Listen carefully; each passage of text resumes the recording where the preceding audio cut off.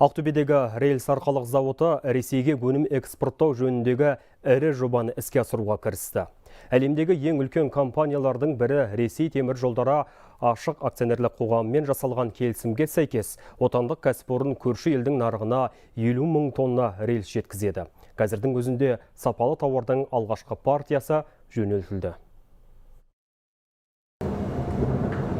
Бұл балқытылған темірден тапсырыс берушінің сұранысына орай түрлі өлшемдегі өнімдер дайындалады. Мәселен, келісім бойынша көрші елге ұзындығы 25 және 100 метр болатын темір жол рельстері жеткізіледі. Жыл соңына дейін жалпы көлемі 50 мың тонна өнім экспорттау жоспарланып отыр. Оны РЖД компаниясы жөндеу жұмыстары кезінде қолданбақ. Қазірдің өзінде алғашқы партиясы әзірленіп, тапсырыс берушіге жөнелтілді. Мұнда жасалған рельстер ондаған алыс жақын шетелдердің темір жол саласында қолданылып жатыр. Во-первых, современный, во-вторых, наши рельсы. Біріншіден, біздің кәсіпорын заманауи үлгіде салынған. Екіншіден, өнімдері барлық талапқа сәйкес келеді. Әсіресе сапасы өте жоғары. Жылына 430 мың тонна өнім шығара алады. Оның 200 мың тоннасы рельс болса, қалғаны пішінді бұйымдар. Біз 25, 100 және 120 метрлік ұзындықтағы өнімдер дайындаймыз. Соңғы өлшемдегі рельстер Евразиялық экономикалық одаққа кіретін елдердің ішінде тек бізде өндіріледі. Зауыттың ТМД көлемінде баламасы жоқ. Себебі дайындалған өнімнен жоғары жылдамдықпен жүруге мүмкіндік беретін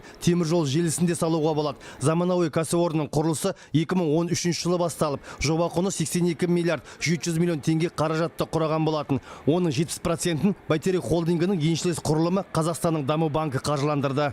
Соңғы жылдары қазақстандық машина жасау саласының даму қарқыны тұрақты өсіп келеді. Және Ақтөбе рельс-арқалық зауыты бұл салаға айтарлықтай үлес қосуда.